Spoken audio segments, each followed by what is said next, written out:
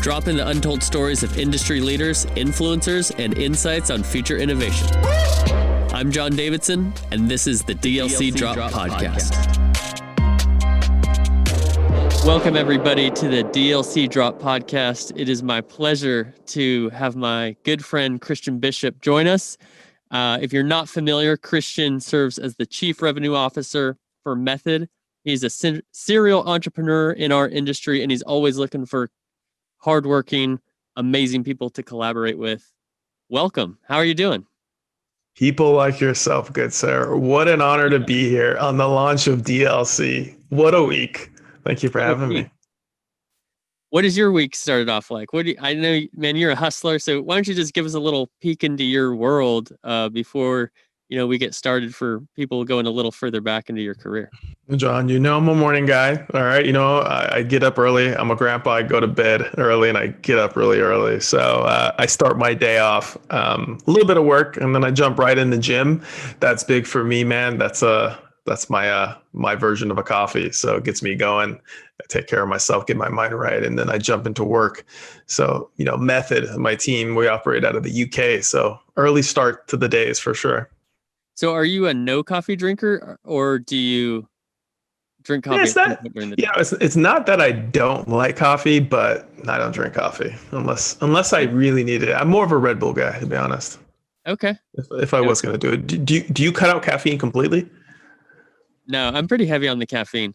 Yeah, I do a large cup of coffee, and then I don't know. On the coffee maker, I make about the 6 cup mark, but the cup I use 6 cups. The cup I use, though, that's only 2 cups. Oh, John, come on, man. What's going on here? It's an all-day experience, I got to get you one of those Keurigs. Keep it simple, I don't like a Keurig because the coffee's not strong enough, bro. It's the Keurig is the bane of my existence. You're a New Yorker. That's what you're telling me. I'm a Californian. I'm a Californian who used to work at Starbucks for 4 years. So okay, yeah, the good stuff. But man, let's talk about you. I want people to know, what made Christian Bishop. Take me back to where you first started. I see you as a pillar in our industry right now. I'm always super motivated by what you're doing. I love the hustle, and I'm always looking at you as to what's the next thing. So, but you didn't always have this place in our industry. Take us back to where this started for you. That's super kind of you, man. I can't tell you. I feel like we're all just getting started. For me, I'm just working hard every day, man, just trying to improve and do what I can to build. Getting started in this space wasn't that easy. I'll tell you that. We've talked about this before, man. And I got out of college majoring in business. I worked in corporate America, right? Like I was working 2 jobs, hustling, take care of my family and going to school. And for 8 years, I kind of continued in that corporate America life until jumping on a few TV shows and going the Hollywood lifestyle. And eventually I was like, enough of all this stuff I don't really want to do. I want to, what do I love? And that's video games. And I just worked really hard to build a life in the space. So how did you find that life? I mean, a lot of people have this passion of what they love to do. I hope it's happening more and more all the time, but I think it's pretty unique that people are actually working within their passion. So was there something that, whether it was an opportunity for you to get into it or something that opened your eyes to opportunity? Yeah. So one of the shows that I went on, which was on ABC, was The Bachelorette, is what opened my mind to what it did is it gave me access. I was able to get into a ton of rooms in LA and do a lot of things and get, meetings with a lot of different really successful people. And that really sparked my mind of saying, okay, how are you going to actually make a moment out of your 10 seconds? You've got 10 seconds here. What are you going to do with it as being the D-lister and D-minus lister? And I was, I really started thinking hard, and I was trying different things, and eventually I just leveraged that to start my own company, invested some of my own capital, a couple $100K into a dream, and started creating content. And what G4 used to do with the Attack and all those shows, I tried to do to bring that back to linear TV, was like premier gaming content, not what you think of like live streaming and Twitch and competitive, but more original programming and episodic, like the G4 content used to be. And I just went after it. I went after it, hired consultants from G4, hustled and bustled, and went through the ringer. The ringer. Yeah, we were talking about this a little bit yesterday. So how successful initially was that first launch? And, you know, how did that go your first time trying to move that forward? Yeah, so it definitely was a part of me paying tuition for life. I say, I definitely I didn't make a paycheck for, I didn't make any money, didn't collect a paycheck for 2 years, and I was traveling on my own dime. Hey, mistering left and right, which is, hey, mister, do you have a minute at conferences, up at panels, waiting for speakers and great smart people like you to get off the stage and talk to little old me? And let me tell you about what I'm doing in this business and why I'm here and why I'd like a few minutes of your time, if you don't mind, and collecting cards and just grinded. And that was successful. That was helpful for me because a year, 2 years after doing that, now you've, hey, mister, that same person 3 times, right? You've seen them, and now they'll start to respond to your emails. And a lot of people, had the empathy, right? And I'm incredibly grateful. They were kind and gave me time. And it was also successful because we created it. We created those shows. We created those pilots. We booked the casters and the talent, and we tried something. So we actually did it. It wasn't just talking. And I think that's important, right? When you think that a lot of people that want to go after their dream is see it through, try it out, really do your best to make it happen. Just don't stop just at the idea phase. Yeah, I'm curious, what did you find that worked for you? And how often were you just shut down? Probably more at the beginning than later as people started to see you more and more often. And I think one thing that's great about our space is I think there's a lot of goodwill. It all comes down to motivations, but what did you find worked and didn't work as well? Let's start with what it didn't work. I can tell you that coming out of Hollywood, being young, and honestly rather brash, I thought that what I believed in what I was doing, right? So here I am, and you can imagine entering the esports guard and people that have been around for a long time in these rooms and these conferences, and I'm running around in a suit talking about the things that First thing not to do not show up suited and booted. I did it. And you know what? I'm not 100% convinced that is actually a horrible move, though. I'm not. Well, let's talk about that, because I think a lot of it depends on where you are in the space. So, like, who you are in this space. So I'd be curious to hear your take on that. I remember I was at the first Call of Duty League in Minneapolis. And so I think the first days I was pretty casual. I own a sports jacket I'm pretty hyped on. You may have seen it. But no, but the last night I was like, man, I'm gonna throw this on, but people knew me, right? So it was like, oh, there's John just wearing that jacket that he's a little too hyped on. But what's your perspective on?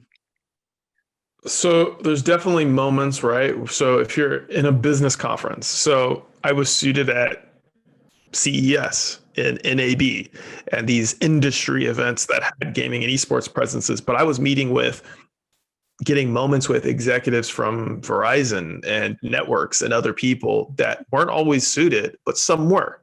So especially when you lacked the credibility and you didn't have the brand name and company name behind you, the way you look and the way you present yourself was important.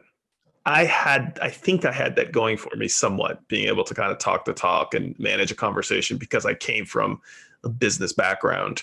And so I was able to at least do that, where someone felt like they were having conversation with someone that had something going on for them. It wasn't like, hey, this business may or may not fail, but at least we can hold a convo with this person. And that was helpful. Now, if you're talking the after parties and our endemic events and TwitchCon and stuff like that, you don't want to do it. Abort. Do not show up. Don't be the suit in that setting. So I think you got to be smart about And know your audience, right? And this is true with everything, right? It's like know your audience, know what's going to resonate with them, and how can you connect with that person. Um, Got to be careful, freaking like you're an outsider in some cases. Right. And I think it's essentially targeting, right? And so when you like marketing, we target audiences and we appeal to them. And so understand your audience, that person you want to connect with.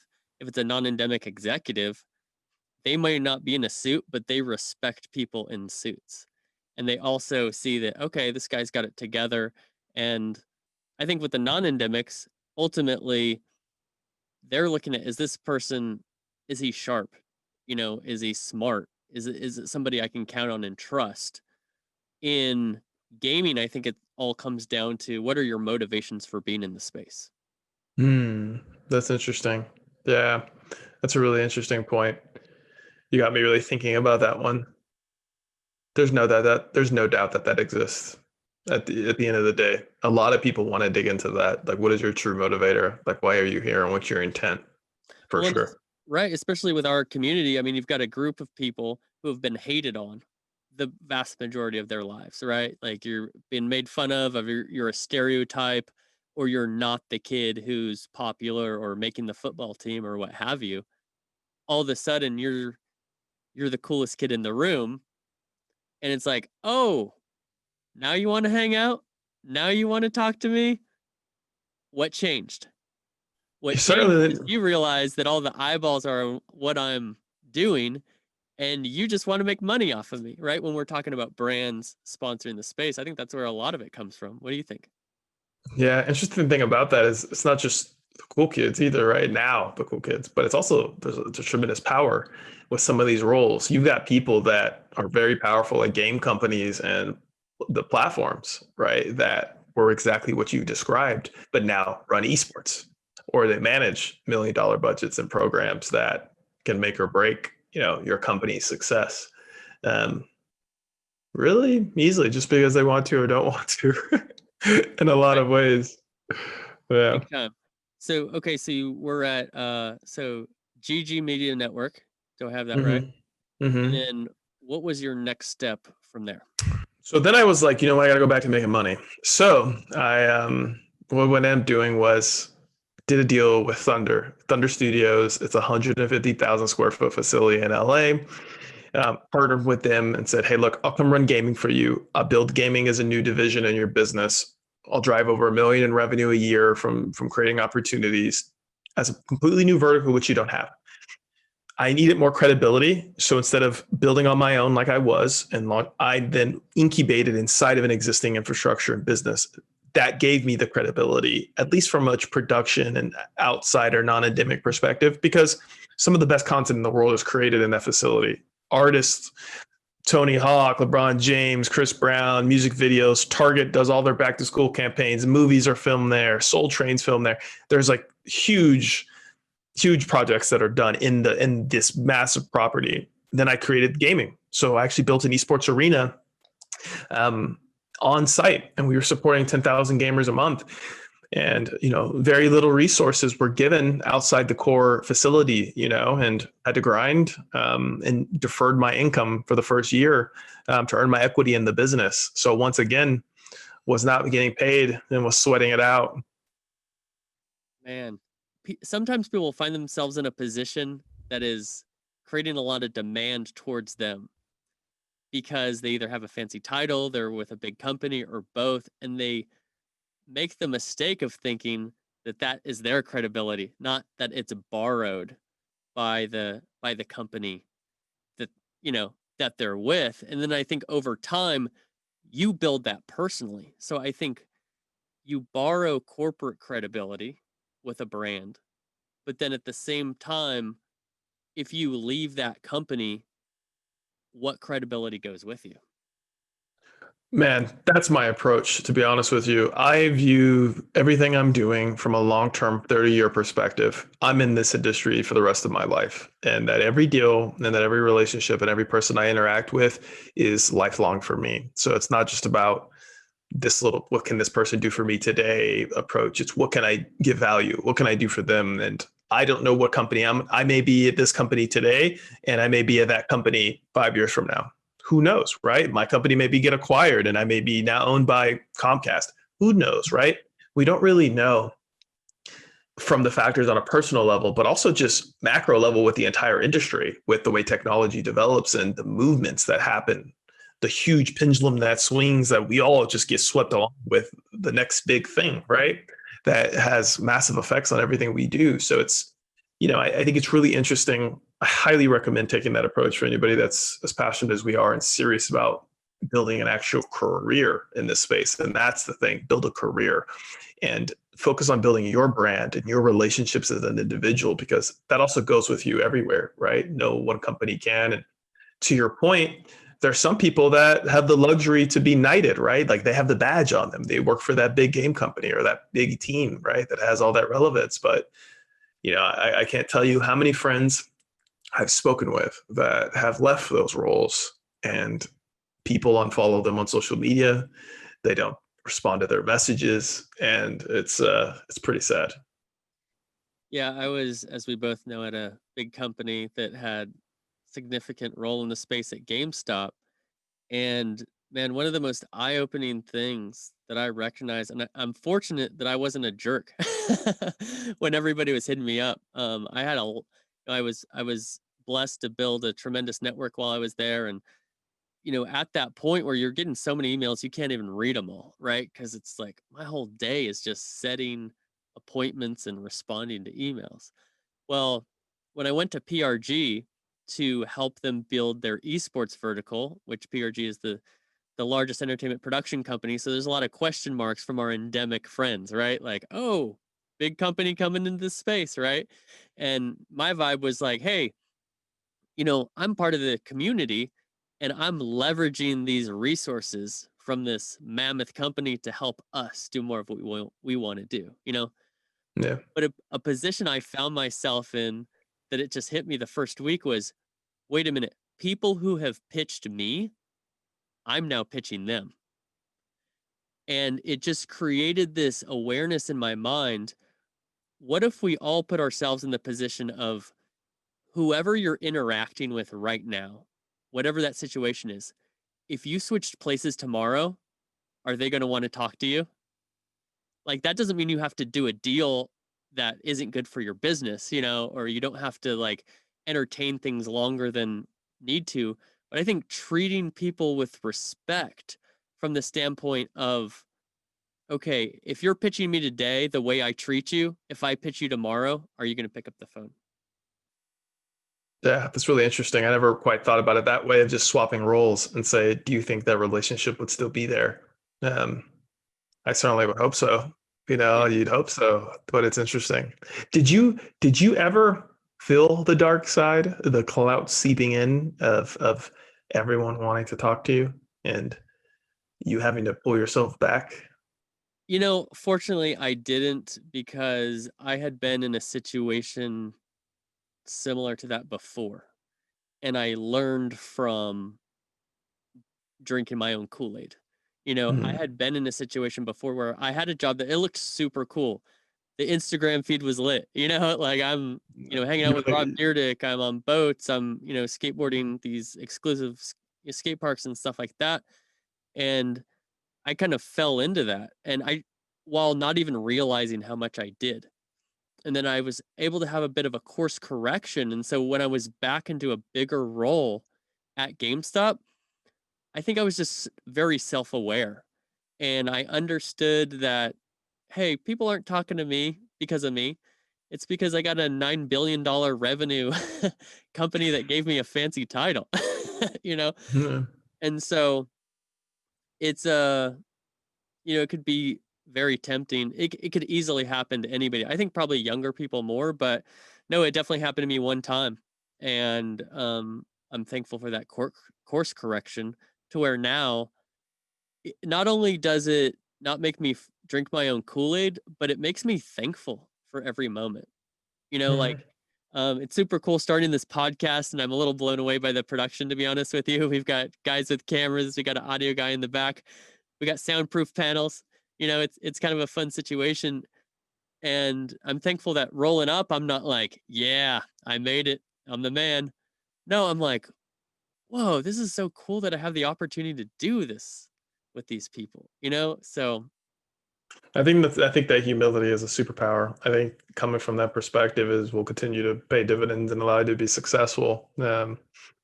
It's important. Shout out to the production team.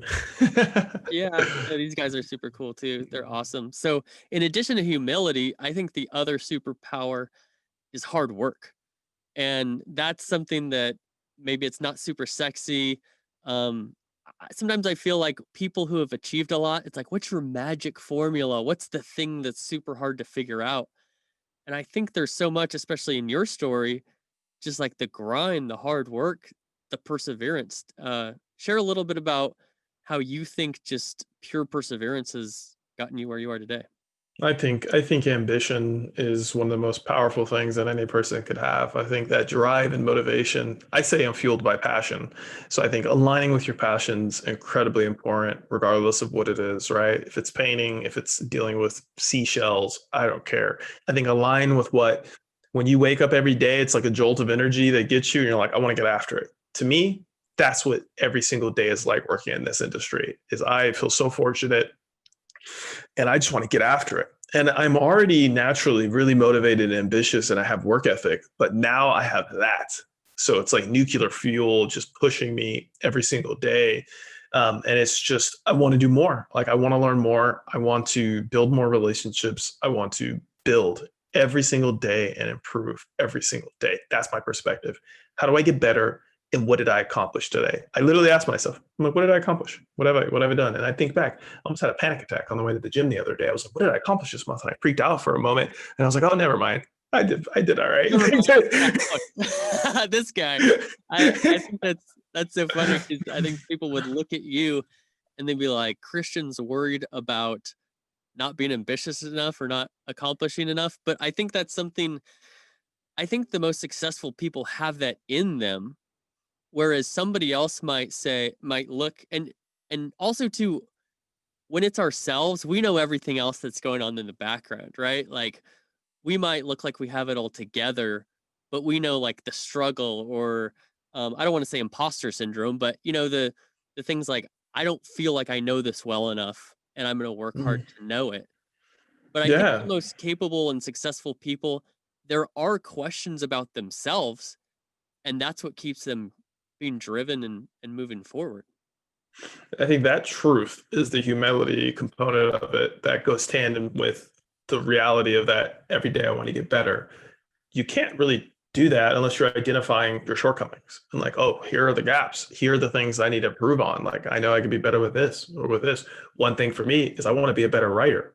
Right now, I'm taking a writing class. I'm literally scheduled taking a creative writing class once a night, once a week, 6 p.m. to like 8:45. It's a 3 hour class because I was like, I want to be a better writer because I feel like it's something that in business, as you continue to scale up, it's a tremendous, tool. So it's also having the humility to look at yourself and be like, look, man, you don't really got it going on. Like everybody else is out there grinding. Everybody would love to be in that position. And there's, no handouts are given out every day. So go get it. Absolutely. What do you attribute that drive to? I mean, have you looked back and said, okay, this happened in my life, or my mom was this role in my life, or something like that, or what do you think built that for you? Yeah, that's an interesting question that I don't know if I have the true answer on that. I know that, at an early age for me, my wish as a kid, blowing candles, stars, any of that stuff was always just to be successful. So as a young person, I always just that was my goal. That's always what I want to work towards. I just want to get there. I just want to get there. And I wouldn't even define it, right? Like it wasn't necessarily about money, it wasn't about a job title.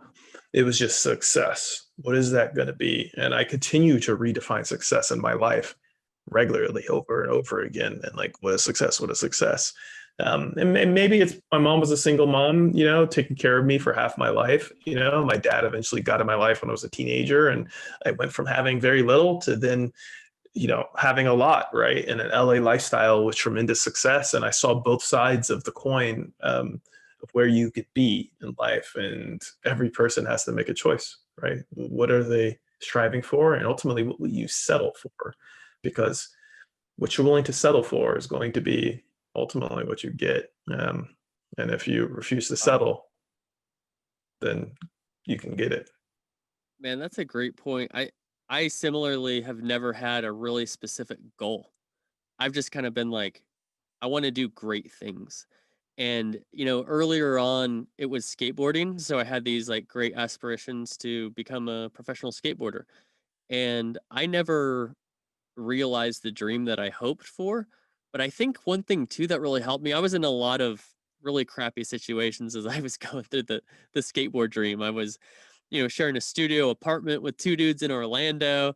I was doing telemarketing, cell phone sales, selling Kirby vacuums door to door, before finally getting on a tour for 6 months and then doing all this stuff before then breaking my ankle. But I think what helped me endure those moments was that I wasn't focused on where I was looking ahead.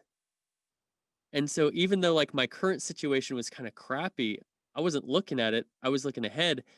And the reverse of that, there was a job that I moved to Dallas for, and it was like a dream. It was my dream, and I it got me through college.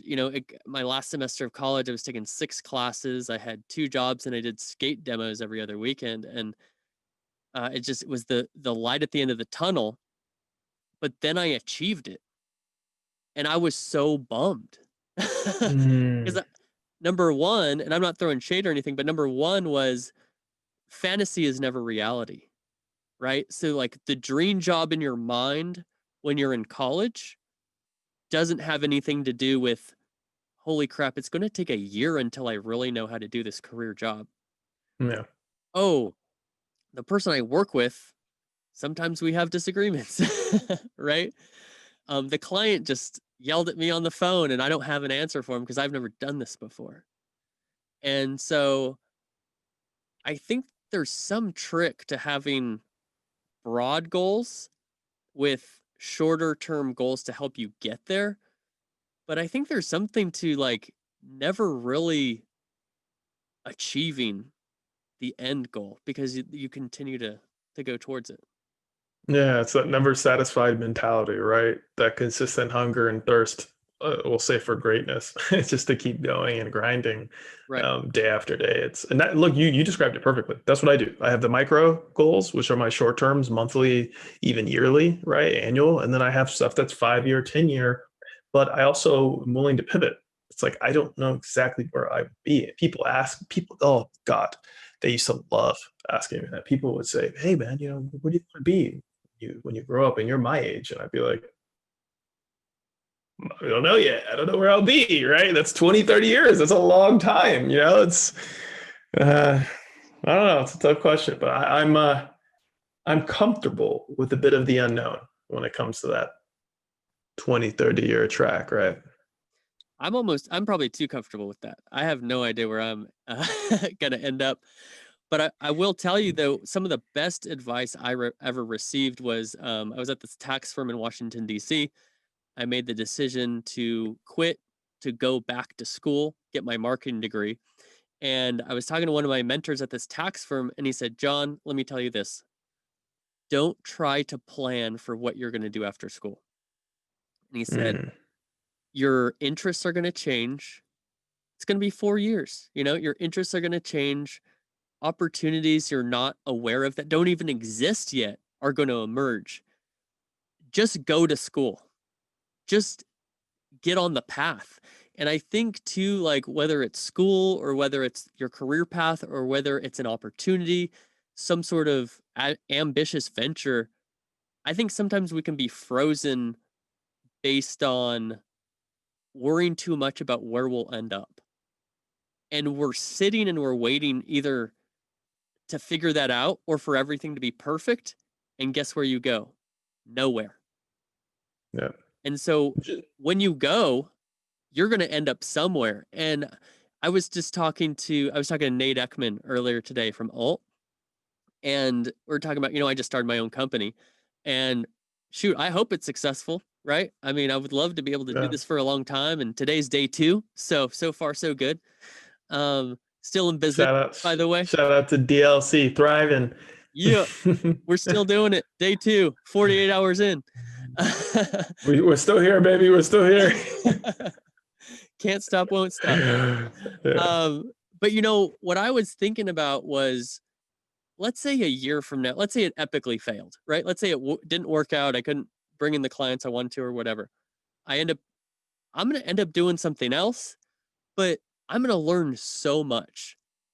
In fact, I've already, discovered in my 2 days all the things, I mean, some of what I'm going to learn, because all of a sudden I'm like, wait, I need to learn this thing to be able to serve these clients in this way.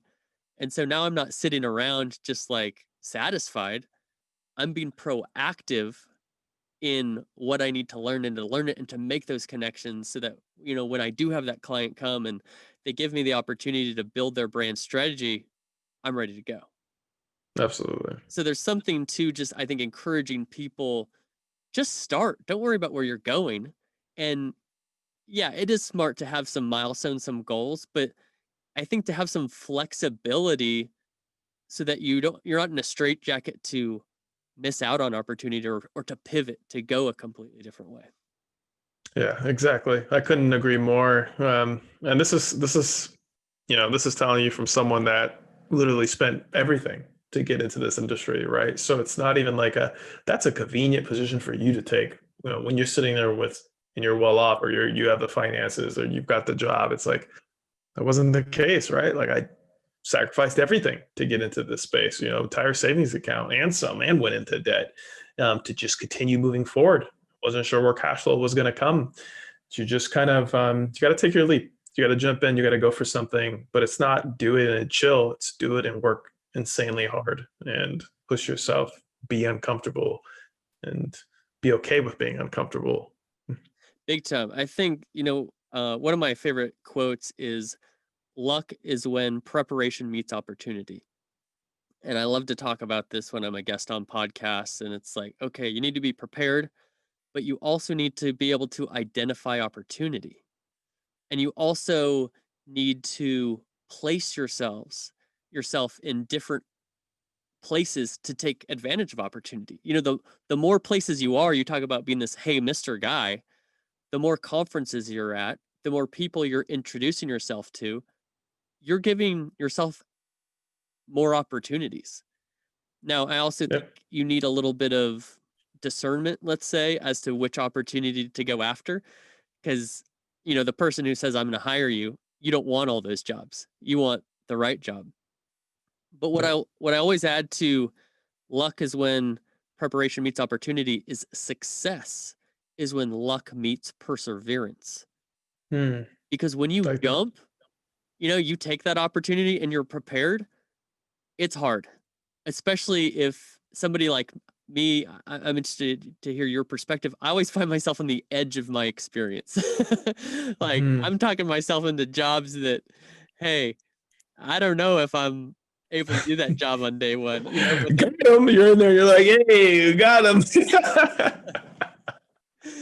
exactly. So, man, stuff like Yeah. that, I think like just being willing to take the shots to go home. Like I've been in cubicles where I was literally frozen with stress because I didn't know the next step to do my job. Mm. And I'm at this company and I'm in this cube and I'm just like stress pouring over me. But guess what? I figured it out. I didn't quit to go to something easier or something different. I said, wait, I recognize the opportunity. I need to be at this job for 2 years for me to do the next thing. So I'm gonna grind this out and I'm gonna stick to it. What are your perspectives on just like that mindset, not giving up? I love that. You were describing not just not giving up, but also being, putting yourself in positions that may be a little uncomfortable with. You didn't take the easy route, right? And I think that's huge because that's where the growth comes from. You could do the same day. You could have been out there selling vacuums or cell phones, whatever, over and over. I think it's boring. I've done it. It's the same old job. Whenever I personally get to the position in a role where I feel like I'm not growing, I'm looking for the next opportunity. That's the truth. I hate to say it, but it's the truth because ultimately for me, I'm looking for a challenge and I'm so addicted to that growth and new things to work through and new things to build. And if you just want a button pusher or someone to just come in and, may I have another, would you like a just Coke with that? I just couldn't do it. Oh my goodness. So it's There couldn't, yeah. you couldn't. So yeah, Well, I I think think it's a big too, deal. like what I realized is after doing so many things that I'd never done before, I became numb to that fear. So there were literally times where I was like, "Oh, you're asking me to do this thing that I've never done before? That's fine." Because over the last year I've done 5 things I've never done before. And, And I do think there's something like you definitely need to do your due diligence, both like whether it's as an employee or as a, having clients and stuff. Like you need to I don't want it to come across like we're advocating for not being able to do your job. But what I am saying is, you know, don't be afraid to try and jump into the fire and then learn quickly. listen, I think it's fair to say that most people that get new roles are jumping into scenarios where there's something they got to figure out. Like they don't have it perfectly. I feel like everybody, when you come into a job, and the bigger the job, the more complicated. Where there's nuances, you just have to learn. And I think what's interesting is the conviction to figure it out and to be like, I'm committed to getting this right. I'm going to sit down. I'm going to listen. I'm going to buckle down, take initiative, and figure out how to be effective here.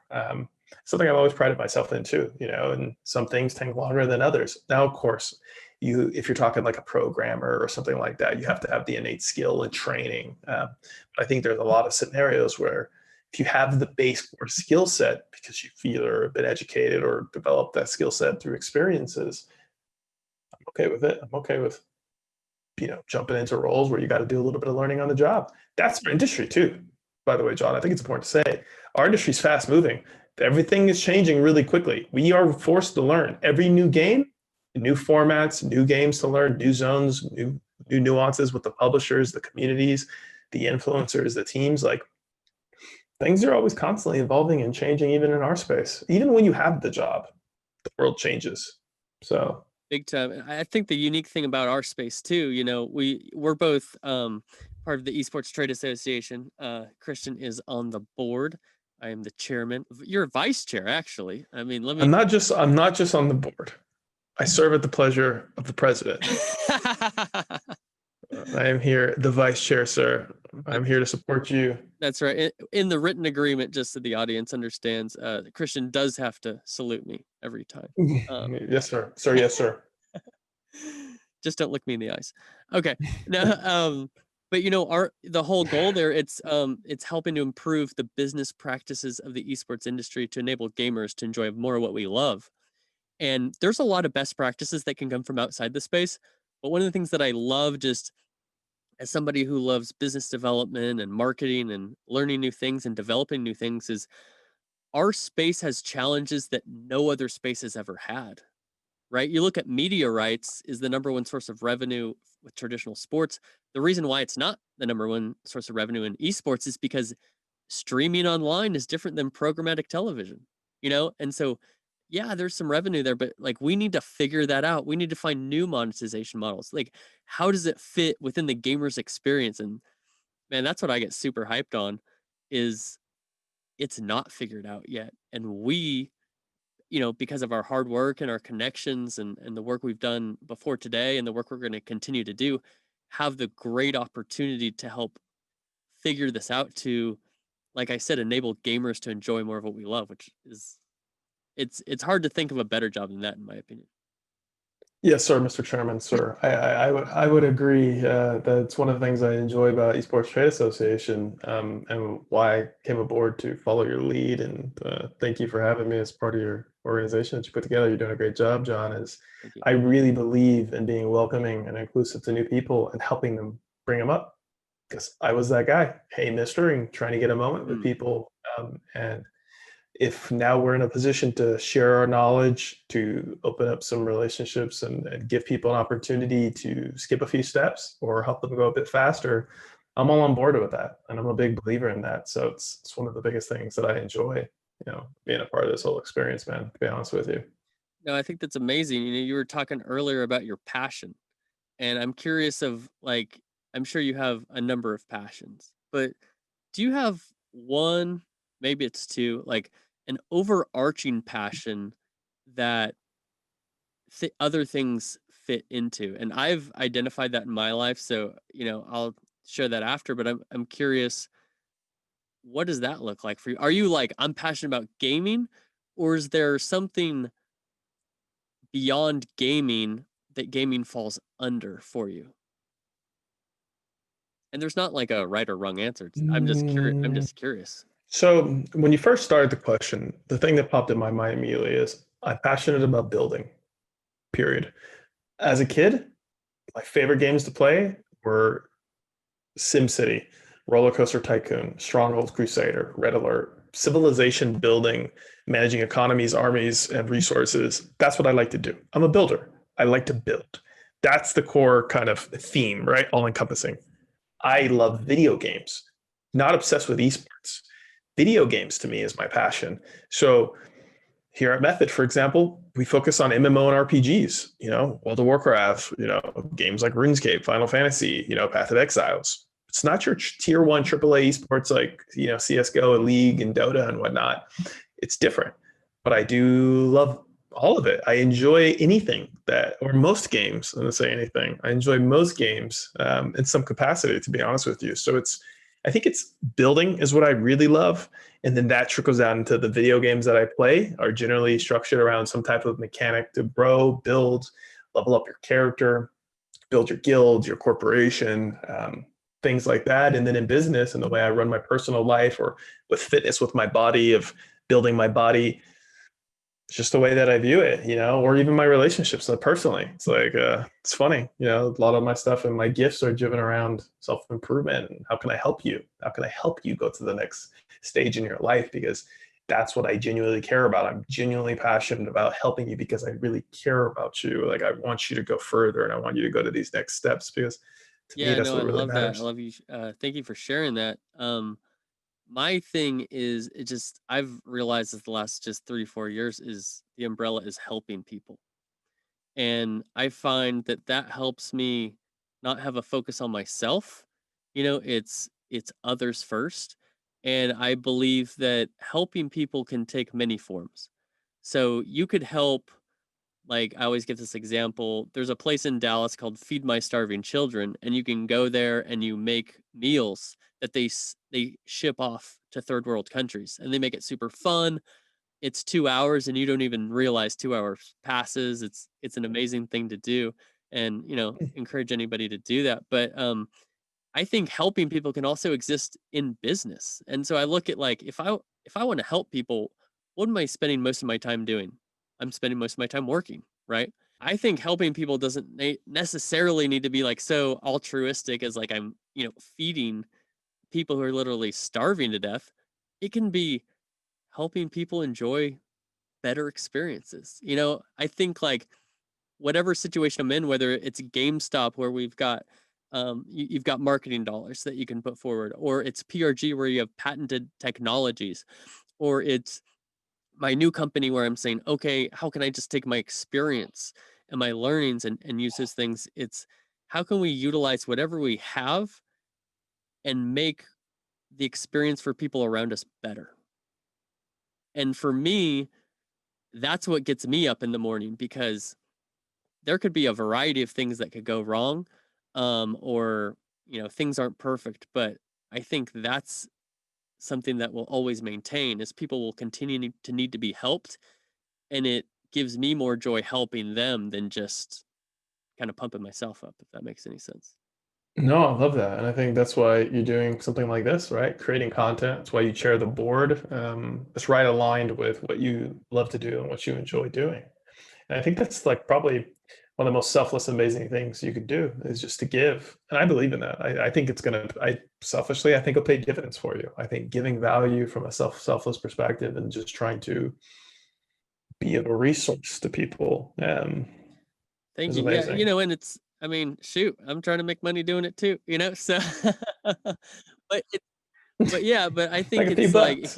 if you view these things as like my personal success is the byproduct, not the focus, and just understanding, man, if and I've seen it, and it's a credit to our community, really, too, is like I've seen people who I've worked with and I've done right by them, and to see them do right by me, and you launch a new company and everybody's like, man, how can I be there for you? Is incredible. And I think that says a lot about our esports community. It does. And frankly, the career you've built as well, and the relationships you've built, because it doesn't just happen for anybody, Well, I man. appreciate that. So you've You're been a too genuine kind. good You're one too from day kind. one. Let me ask you one more thing, as we're rounding up the hour here. But we talked a little bit about the grind, or a lot about the grind. We talked about how you came up. Um, what was one moment that, whether it was a bucket list thing or something that you would view as success in your career? Maybe that's a personal thing, maybe it's a business thing, but I think that's super inspirational for people to hear. Here's a guy who came from spending all his money to try to do his thing, and share a moment where it all came together. You know, there was an interesting. It's okay.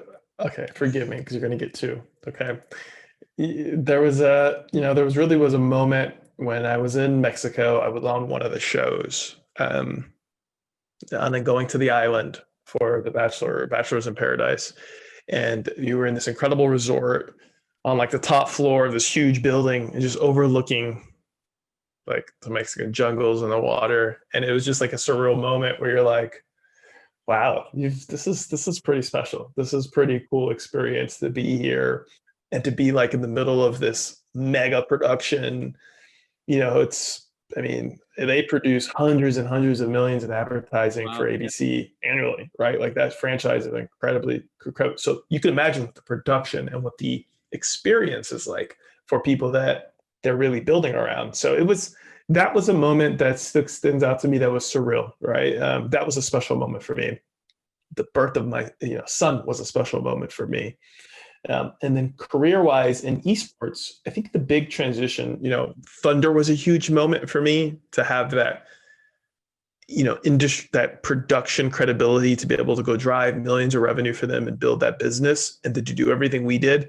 But then it was moving to Vegas and being the commissioner of the WSOE, this esports league. We had an incredible studio on the Vegas Strip right in front of the Aria, and we were putting up $100,000 prize pools month after month and giving gamers an opportunity to live their dream, flying people all in from around the world and creating a really awesome product. That was special because it was doing it at a really high level with a really cool team. That was pretty amazing too. And then, man, this keeps Keep rolling. going. We got Okay, time, baby. forgive me. Forgive me. We're going on this rant. This is the thing, and then it really comes home because I always love World of Warcraft. I've been a huge WoW fan, and then for all this grind to then come to the point now where I am working, not only just working, but I'm on the management team, I'm the chief revenue officer, and I'm a partner in the business of actually having an ownership percentage in the number one esports team and guild in the world for the game that I grew up playing. But to think now that I'm in this boat coming full circle, when I used to be the kid just putting in job apps at Blizzard, Wow. trash apps, never had a chance to get hired there. But then now to be working here, it's a really special, amazing That's full incredible. circle. I think what's cool about those three stories, or four stories rather, is they're all different industries. You're talking about a show where you had an opportunity to have this incredible experience. You're talking about the personal experience of your son, which I can relate to. It was a life changing moment for me as well. And then in the esports industry. So, man, it is a pleasure to have you. And it's super fun to hear all these stories. There you go. There's the contractual salute. Or yes, sir. Reporting for duty, Hey, sir. man, is there anything that you want to plug? How can people find you? Anything that you want to share? This is your moment. You guys can check me out on Twitter at Bishop Christian. Come say hi. You can check in, or follow our new esports handles, esports on Twitter or esports on Instagram. Just got full control and ownership of these pages, so we're building them out. So you can check that in That's for more incredible. information on the industry. Well, thank you, man. I know I'll be talking to you soon, texting, calling, but thank you so much for being part of the podcast. I couldn't tell you how much I appreciate it. Glad to support. Right on, Look my forward man. to it. Thanks for having me. Man, that was a really inspirational episode talking to Christian Bishop, hearing how he had put all of his finances into his business, only to see it just completely drain as he's trying to make contact after contact and then finding a place within the industry. And it's been really inspirational to see how Christian has just gone through the industry. And I think he had a lot of interesting things to say about perseverance and the grind. And, you know, it's not so much talent as much as it is hard work. So I'm going to try to put some of those things to practice in my life, and I'd encourage you to do so as well.